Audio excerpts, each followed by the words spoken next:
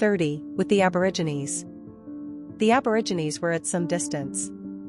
We had to go in the hovercraft. I called it our Rolls-Royce. I had hardly awoken from the enchanted mist of Old Mother Shaluna's when the craft thudded to an abrupt stop. We were in a small valley, surrounded by trees. A jumble of boulders lay around, as if strewn there by a giant hand, grass pushing up between them. A wide stream, wide enough to be a river, flowed through the valley. The Aborigines were everywhere, collecting water, bathing, chatting vociferously, clad in little but a loincloth.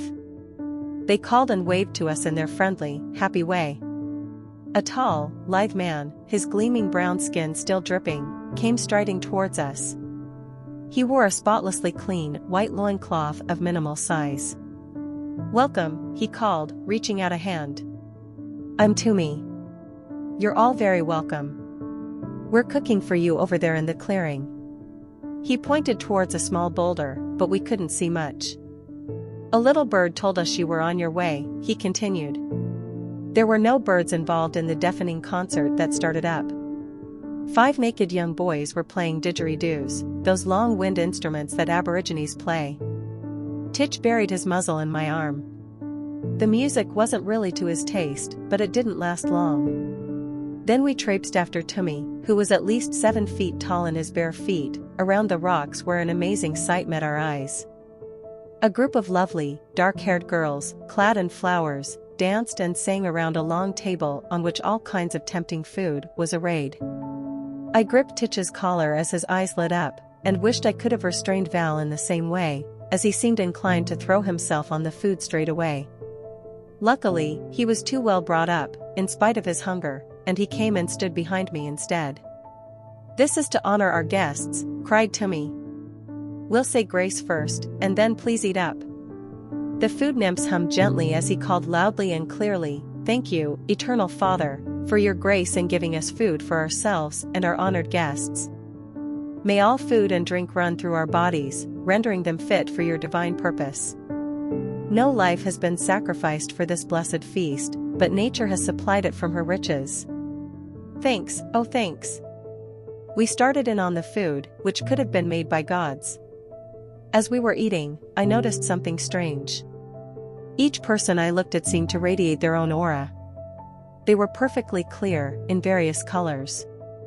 At this juncture, I didn't realize that this was an inner glow revealed to me so that I could read people like a book. This was the gift from Old Mother Shaluna. There was a terrified shriek from Valencio, son of the Pope. He was brandishing a lid, which he had presumably removed from one of the dishes, and was staring in horror at the serving platter. A 10-year-old child, who had noticed our dismay, giggled wildly, removed a worm from the plate, and consumed it like spaghetti.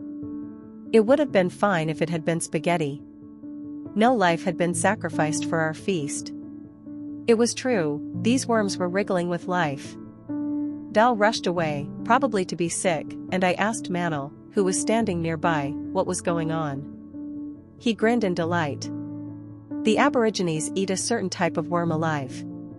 It's considered a real treat. It's the only exception to Agartha's vegetarian diet. You don't have to try it. There are plenty of other dishes. Titch and I exchanged glances. He lay down with his muzzle in his paws. It meant no. I'd lost my appetite, so the dog and I left the table, with a nod from Manel, who didn't seem fond of worm consumption either. The Aborigines continue to eat worms to this day. Tumi followed us, looking concerned. "I'm sorry if you didn't appreciate our food," he said, "but stay a while. We are going to dance at the edge of the forest. We have story dances. Many of our legends are exceptionally lovely, and we have set them to music of our own composition. We will eat sunstone bread at the same time. It's guaranteed worm-free." We laughed, and accepted his invitation. He took us to an open-air theater, where we sat down on a grassy slope. "We've plenty of amphitheaters in Italy," Val commented. "It's lovely here." At the bottom of the slope was a natural stage, surrounded by trees, with a babbling brook flowing between glistening stones. We were given bread and drink, which tasted wonderful. The beautiful dancing girls returned, graceful and gentle. Then there were trolls and creeping figures with animal masks. The girls were scared off before our horrified eyes, and a gruesome scene replaced them. It was a war between the forces of good and evil, fought violently. It was horribly realistic, and I noticed that Val had shut his eyes. The special effects were amazing, and body parts, heads, arms, and legs, floated around. On closer inspection, it was apparent that puppets were used. There was a happy ending, the blaring music calmed down, and the girls returned with their cheerful dance. Our two masters thanked Tummy for the refreshments and entertainment and explained that we had to go. Soon we were back in the Rolls-Royce, a light breeze smelling of the sea below us. What did we learn from the Aborigines? Val asked. Eating worms, yuck. But it was fun, too.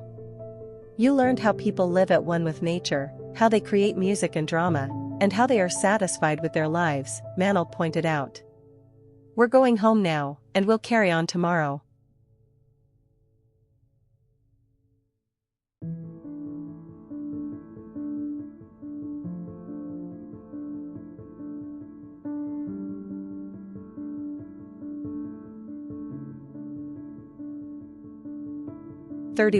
The birthplace of mankind, Africa.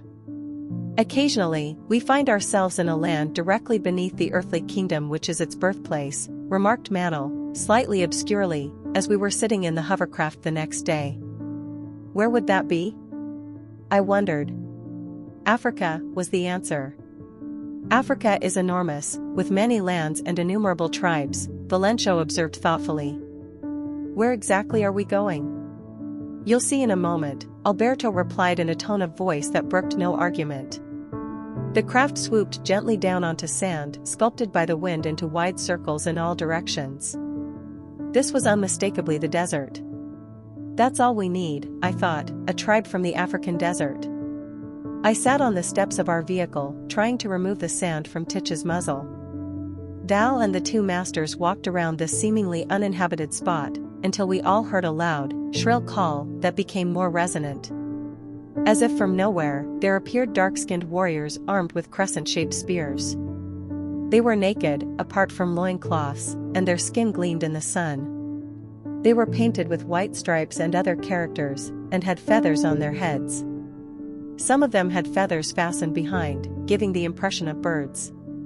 They rolled their eyes and seemed terrifying. Val moved closer to the masters, who were holding out their hands towards the tribe. To my surprise, I noticed rings of light swarming around their hands like huge insects. The tribe took a step back and fell to their knees in front of Alberto and Manel. The rings of light had obviously made an impression. A man at least 7 feet tall got up from the group and approached us. I couldn't understand what he said, but Alberto spoke to him. It was a long conversation. In the end, the tall man beckoned us to follow him, which we did. We were still in the desert, but it was no longer empty. Small, conical huts were silhouetted against the intense blue sky, smoke arising from them. A young woman with ebony skin and tightly curled hair piled high on her head approached us. She was strangely beautiful in her foreign way. She wore a gold cloth at her waist, was painted in yellow and gold, and was weighed down with jewelry. She stood before the masters, and they all bowed to each other. Gold glittered from her arms, neck, and waist, and on her feet were gold sandals laced high up her legs with gold ribbon.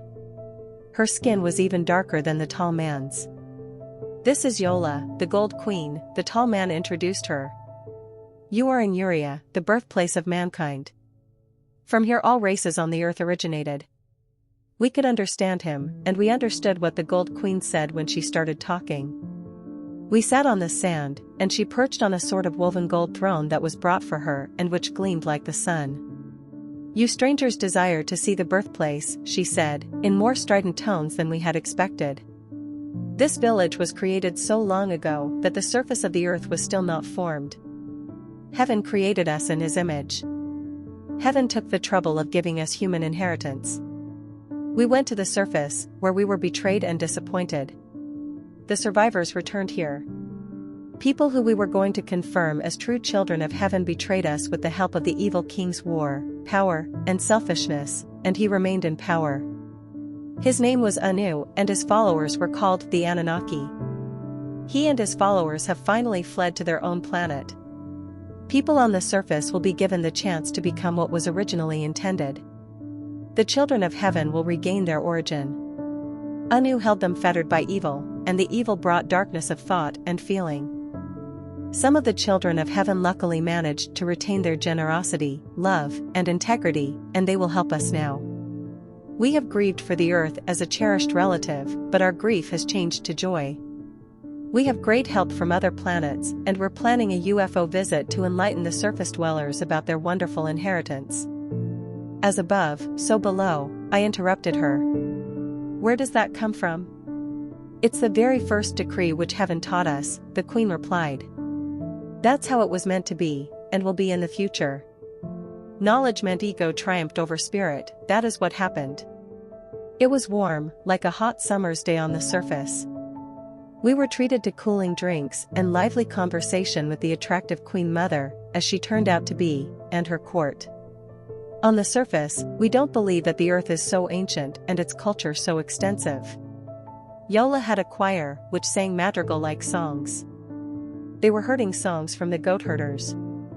The goats had longer horns and shorter coats than we are used to, because of the heat. The village was sizable and scattered across a wide area. The sand dunes and the desert finished pretty much where we had landed. Long grass and flowers replaced it further on, including a cactus resembling an orchid which I had never seen before. The people were such a mixture, both black and white. Yola explained that it was heaven's original plan that all people should live together, but that differences increased as the surface was populated. As we entered the town, the houses changed. Here there were more normal houses, almost like English cottages, with clay walls and thatched roofs. Chimneys didn't exist, as it was so hot, and food was cooked outside. The kitchens were like booths, but to judge from the food, they were perfect for cooking in. By the time we were ready to go, we were almost overwhelmed by music, great vegetarian food, and the joy emanating from this magical place. Are we going to China, too? The inquisitive Val asked. Manal chuckled. Not until tomorrow. Now it's time to get home before Cecilia thinks we've gotten lost in the jungle. At home was another surprise. I was welcomed by my friend Chaos from Dalarna in Sweden. Behind him was my dear wife. I'm organizing a party, she announced. Travelers need refreshments and food. You two can have a chat while I'm getting it ready. I've sent a message to Emily that we have a visitor. Chaos had quite a tale to tell. He'd already befriended Cecilia and was delighted by my life companion. I asked him how he found his way to us, and he replied, for a while, everything was normal at home. But after you and your grandmother left, it wasn't fun anymore. Emily and I had discussed Agartha, and I got hold of all the information I could on it. There wasn't much. Then I booked a flight to Mount Shasta, and here I am. It was a bit hairy before I reached Telos and started asking people for you. Everyone knew who you were. It's great here. I don't know how long I'll be staying, maybe for good. What do you think? I'm sorry for your Swedish friends who will miss you, and I'm ecstatic that you've come. I exclaimed, hugging him. I told him about the amazing, magical kingdom he had come to, and invited him to stay as long as he liked. It took half the night to recount our adventures here. Sweden seemed very far away, but grandmother was overjoyed to see our friend, and she also had much to relate. 32. A completely different China. Both grandmother and I found that our memories had been renewed. This book is a product of that renewal. It's easy to forget your old life when your new one is in paradise. The following morning, Manal and Arniel picked us up for our next voyage into Agartha the Enchanted. As far as I could understand, land and sea on the surface were paralleled by land and sea here inside. We therefore expected China to be approximately where it was on the surface. However, nothing in Agartha is that obvious. Everything is very different than how it is on the surface. I had never actually been to China, only read about it and seen it in films. Both masters quickly introduced themselves to Chaos. Grandmother and Lex came too, so my Rolls-Royce was joined by another hovercraft that I referred to as the Audi. This amused Manal and Arniel. I don't know what I'd expected, but Titch and I alighted in the market square of a town. It was a large square, with other hovercraft parked around an attractive fountain. The Audi drew up next to the Rolls, and Chaos wobbled out, holding his head. Flying in a hovercraft is disorientating. Laughing, I put my arm around his shoulder and Titch added his support, nudging and shoving him. My enormous dog stood on his hind legs as though surveying the situation. He had taken instantly to Chaos and probably remembered him from Sweden. The jumbled images I remembered seeing of contemporary China were nothing like what I saw here. At one side of the lovely fountain with its 2 life-size dolphins, a wide, gleaming street opened up. On the other side were bright, glittering roofless houses, climbing plants, and palm trees. A river ran down the middle of the broad street. In the distance were bridges. High, humpbacked bridges, also glittering. The people around were tall, attractive, and well-built. They were indeed dark-haired and dark-eyed, with high cheekbones, but they seemed to be made from mother-of-pearl. They were clad in fairly long cloaks and pale colors. There was no crowding. They all walked separately, bowing continuously and smiling in all directions. If this is where China came from, I thought, the country should return to its roots. The master saw our surprise. All of us had our mouths hanging open, Val, Chaos, Grandmother, Lex, and I. We couldn't have been more flabbergasted. The masters beckoned us to hover across the street with them. The Chinese greeted us, bowing, and we tried to return their greetings as best we could. Titch gravitated to my side, raising a laugh when he bowed his head from time to time. Many Chinese had pets with them, and yet the street was quiet and peaceful. The pets were like ours, mostly cats and dogs, and a few donkeys with bejeweled saddlecloths. We stopped by a building which resembled one of the temples, painted onto old Chinese porcelain. It glowed in pinkish hues and was bathed in light. If this is where the Chinese come from, it's changed drastically on the surface, I muttered, and the others nodded in agreement. The outer world has the ability to transform, Arniel assented. That is why it must change again, in a positive way. We entered the temple. A pleasant incense aroma greeted us. It wasn't at all like a church inside, there was no altar and no pews. Instead, there were comfortable stools on a beautiful carpet. In the center was a golden rostrum studded with precious stones. Gentle music caressed us. It was empty but for the lovely, long-haired cats lying across the stools, regarding us with feline shrewdness. They weren't upset by Titch. I held on to him just in case, but he glanced at them nonchalantly and yawned. You are welcome to meditate a while or just sit in quiet contemplation, Manal explained. We have these places all over Agartha. We call it sanctuary. This is exactly what we need on the surface. Grandmother broke the silence. It's exactly what we're planning, Arniel commented. It'll take time, but great changes are coming to the earth. Different religions must come to an end. The most sacred place is inside us, and can be discovered in a space like this. You can sense God here, my little grandmother remarked, putting her hands together. Amen. Do you envisage God as a kind of master? Val asked. I do too, actually. He's in another dimension watching over us constantly, Grandmother announced with conviction. Manal looked at her and smiled. That's not really the image of God we have here, he pointed out gently. God is inside us all. We only have to listen to the voice of love. That's what Arniel meant. Dal sank down onto a stool, his head in his hands. I think he was crying. Compared to his tough religious upbringing, this was heaven sent.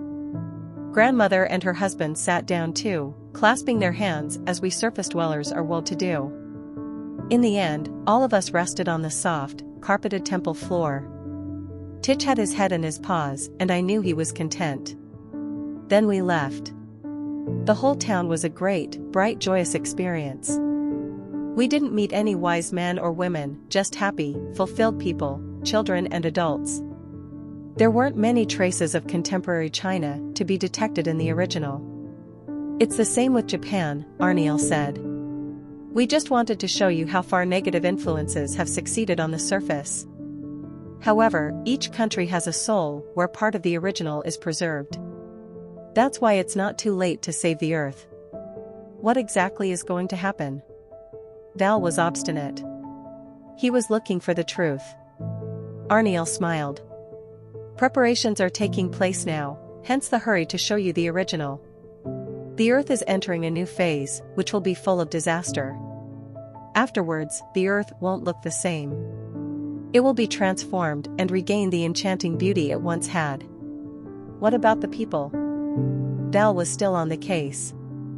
What will happen to the Pope and the rest of the Vatican? Their destinies depend on their own choices, my boy. Many will end up here in Agartha. Some will relocate to other planets. There will unfortunately be many deaths, but even the souls of those people have a destiny. I don't really want to bring my dad here, mumbled Val, but it was a shame my uncle Riamfort didn't like it here. We had returned to our vehicles by this time and taken our seats, so the discussion ended. It was a hot day, unusually so for the climate here. I pointed this out and Manel replied. It's a result of climate change on the surface. We feel the difference more often now. It never used to happen. For the first time in thousands of years we are feeling the influence of all the hate and anger which pulsates on the surface and penetrates through the Earth's crust. We are still protected from the negativity radiated by the surface, but as more surface dwellers find their way here, we are bound to feel the influence. We are forced to batten down the hatches and wait for D-Day, when we will make ourselves known to the surface and try to save its inhabitants. I was just in time, thank goodness. Chaos exclaimed. I'm hungry, Val announced, looking around the house. We had all come home in order to sit and discuss the events of the day. Only the masters had gone. I'll get something to eat, said Cecilia. Sit down at the table and there will be food. Can't I get the food? Val asked, searching around the kitchen. There's nothing to cook here. I love cooking and I've cooked a couple of times at Edmund's house, only I'm not allowed to cook meat there. Not here either, replied Cecilia hastily. I'll create whatever vegetables you need, just tell me. My wife and Val spent some time in secret and produced excellent food for us.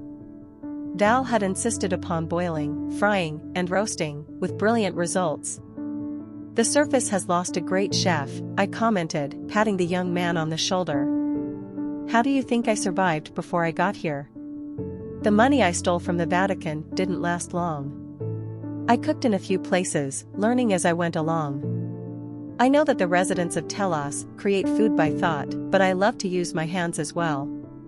We enjoyed the meal, but my wife was exhausted by creating all the ingredients, some previously unknown to her.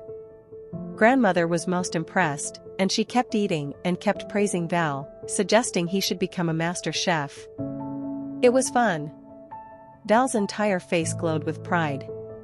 I'll gladly do it again. It's boring not cooking. It's so organized here. We can't just eat when we want. Cecilia stared at him doubtfully. We've always found that easiest, she said. If you have a different suggestion, you should talk to the masters. I don't think they'd stop you from doing something you enjoy. You might teach us all something. Let's open a restaurant, exclaimed grandmother in delight. Val can be chef. I know it would be a huge success here, even without money involved. And that is exactly what we did, although possibly not quite as Emily had imagined. But that is another story. 33. Another encounter with Saint Germain. I had always found working 9 to 5 very boring and could understand the lure of the sea for my father. It was unpredictable, exciting, and full of challenges. I'm not cut out for sitting at a desk doing accounts or organizing jobs for others, which are a waste of time. I want to surge forward, altering the plan of action, helping out, and playing with wind and water. I want to be myself, without it becoming an ego trip. My new job gave me this opportunity. It also brought me the opportunity to grow, to see things in a different light, and to learn to live by cosmic laws instead of prejudiced and restrictive laws stipulated by people. I've always been interested in life, and now I had someone to be interested with. Manel had prepared me for visiting Saint Germain again. Apparently I had more to learn from this wise man. While I waited for Manel, and my wife was getting ready to come, my life up to the present ran through my mind for some reason. When I joined my father at sea on that fateful journey, my plans for the future were all decided. I was definitely going to follow in his footsteps. I wanted to be captain of a ship, at peril of the high seas. My plans were amorphous and naive, and I knew my mother didn't want another sailor in the family. I thought I'd be able to convince her and my sister, but that's not what happened. When Manel saved my life, my plans changed. There were new expectations, new discoveries, new targets, and challenges. My thoughts and feelings focused on fitting into a totally new life inside the earth. Right from the beginning, I loved it and didn't bother with profound spiritual problems. I'd always believed God was a positive power, without needing a religion. It worked for me. Since meeting Cecilia, love has come to the fore. Agartha doesn't have religions, at least nothing which is forced on others. In the small temples, I always feel happy and positive about life. I've left a lot of relationships behind. I don't often think about my friends on the surface, because my beloved grandmother is here and she represents all the friends and relatives I need. I missed chaos, but it's great now he's here. I thought about my new friends down here. Manel was the first one I met, and from the moment he rescued me and I came around in the boat, we'd become firm friends and will always remain so. Arniel is also a good friend. He has such a good sense of humor and is easygoing. Lex and Edmund, with their Indian roots, are lovely friends who I would like to know more. Valencio is a brilliant venture. He is like a son and is very versatile. I considered how the short time I've been in Agartha, which is actually many years, has brought me such a lot, and I'm deeply grateful to life for dealing me this hand and giving me the most wonderful wife in the world. Are you sitting and cogitating all on your own? Cecilia laughed, hugging me. I glanced at her. She was a sight for sore eyes, hazy and shimmering white. Fresh roses replaced jewelry across her chest. Seeing my face, she laughed again. Don't worry about the poor flowers. I borrowed them from a bush and I'll put them back when we return. You don't mind a bit of magic? It was a great honor to be meeting Saint Germain. I realized there must be good reason for him to see us, I just couldn't fathom it. I soon found out. Saint Germain the Master was impressive. We were conducted to one of the small, bejeweled temples, to be found everywhere on this strange continent. Clad in a white cloak with numerous emblems and decorations, he greeted us and invited us to be seated on a round, emerald-green couch in the middle of the temple. Titch had stayed with grandmother, just in case. His expressions of joy could be violent and undignified in such company.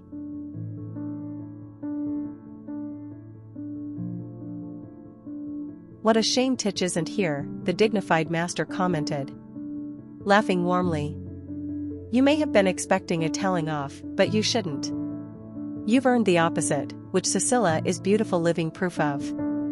I congratulate you on your conquest of one of the loveliest girls here. Her beauty is not skin deep, it's five-dimensional. You aren't five-dimensional yet, and that's why you're here. It is tiresome that Cecilia has to constantly transform between dimensions, but this should not separate you. I thought I would become five-dimensional with time, I remarked doubtfully. It doesn't work like that, Saint Germain said, smiling. Being five-dimensional physically and intellectually has to be learned. This is necessary in your case. Your in-laws knew this when they approved your love union. Today you must make a choice. Do you want to transform to the fifth dimension and remain in Shambhala with your wife and future children? Or do you want to stay in Telos where your friends are and meet your wife occasionally? This came as a shock, but I didn't hesitate. I want to transform and live with Cecilia in Shambhala, I replied. My wife found my hand and squeezed it. Saint Germain and Manel both beamed. It means being apart for a while, Saint Germain continued. The education and treatment which Timothy needs doesn't take place here. He has to go to the House of Transformation in the mountains. He has to go at once. I'd like to tell grandmother, I remonstrated. I can't leave without explaining why or telling her how God really is. Manel will explain to her where you are and tell her that the God within us is the only true God, the master decided. I'm sure she'll look after Titch for you. Valentia will help her. Cecilia will be at her parents' house while you are away. When you return, she will have found a home in the capital for you and the child. I almost jumped out of my skin. What child? I cried, staring at my lithe wife. Cecilia crept onto my lap. Sorry. Saint Germain got there before me, she whispered. I haven't told a soul, least of all him, but he knows everything. You will be back in time for your son's birth. Saint Germain smiled and I felt quite peeved. He really did know everything. Timothy, say goodbye to Cecilia and Manel, and then come with me. What about that job you offered me? I exclaimed resentfully. I would really like it.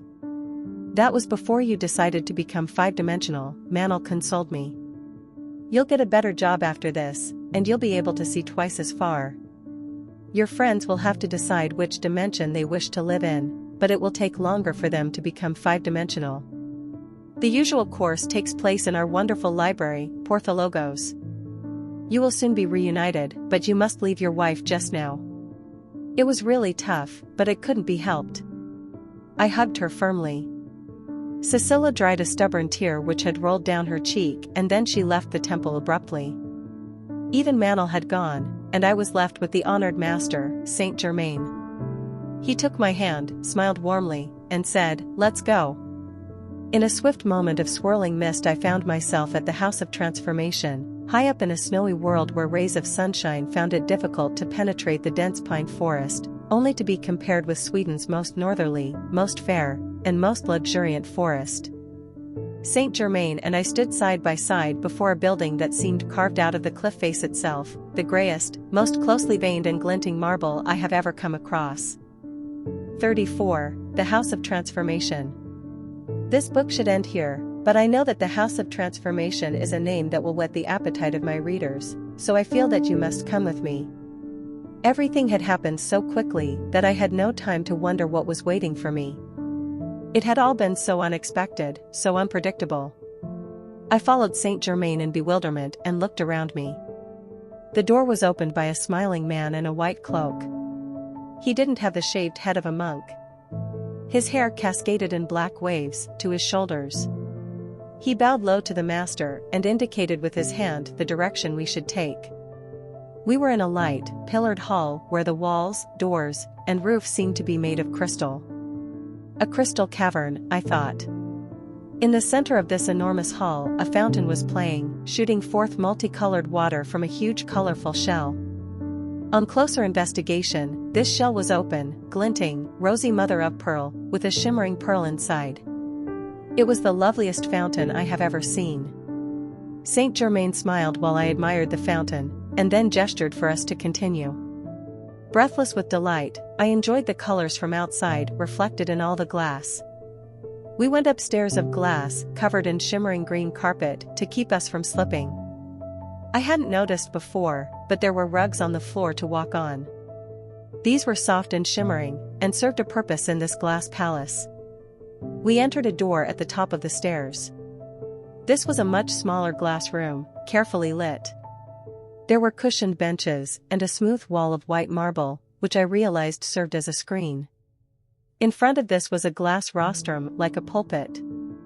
I recognized the couple on it. I had met them at a party in Telos. We embraced as old friends and Saint Germain observed, "This is the classroom in the House of Transformation. I'm going to leave you, Timothy, in the capable hands of your friends, and we'll meet again when you've finished." He kissed me on both cheeks. Then he left in the usual way, he just vanished. Thus my conversion to the fifth dimension began. It was an enjoyable, exciting time, if demanding, and I never had time to be bored, even when I missed Cecilia. We would soon be together again, and I was going to be at my son's birth, as promised. Unfortunately, I'm not allowed to tell you how I became five-dimensional, after an edifying slog. It's still classified information, but hopefully one day the whole of humanity will be able to share in this wonderful, cleansing experience. Joy is a major part of it, nothing boring. Continuous joy, laughter, song, music, dance, and the easy unity of the body and soul make life indescribably happy. My dear reader, if you don't believe what I have told you in this book, sit silently and listen to your inner voice. You will hear this in your own head and feel it in your heart if you seriously want to know if Agartha really exists. I assure you it does, but why believe me? You can find out for yourself. The time is coming when Agarthans will come to the surface as living proof. I'm laughing now. Gravity and humor coexist. Sometimes seriousness spills over into laughter, but hardly ever the reverse. Lighten up about your dignity, your capacity for influencing others, which is a form of control, and your wish to remain non-committal about belief and knowledge. Recognizing the God within you should go without saying. God equals the person or force in what you call heaven, an endless mass of constellations and planets of uninhabited gas bubbles. I'm telling you, God is everywhere. God is in your wonderful surroundings, which we want to conserve for the future, in the flora and fauna outside your house, which are so natural you no longer notice them. The whole of this beautiful, divine creation is being totally destroyed by people. This is a distressing image of the planet's surface. Should we accept it? We can't. The cosmos is reacting. A cosmic council exists, unknown to us. It won't accept that this blindingly lovely planet Earth is rent asunder by filthy hands seeking power and riches, instead of taking care of what there is. Dear reader, this book is to awaken a new consciousness in you, so that in these troubled times you can love the world. Think how you can help, and leave behind your apathy and selfishness. Love and empathy are the first steps on the road we must take. There are 6 other steps besides: appreciation, compassion, forgiveness, humility, understanding, and valor. Practice these 6 heart virtues and you will feel the fine winds of change embrace your body and soul. I, Timothy, from the 5th dimension and Agartha, the 8th continent, have told you my story truthfully and passionately. Every word I have uttered is true, and through my medium, Mariana, I have brought the whole of humanity greetings from another kingdom. Agartha greets all brothers and sisters and looks forward to a future of joyful, friendly cooperation. End of section 34. If you find this audiobook useful, please subscribe to my channel, Rapid Reads.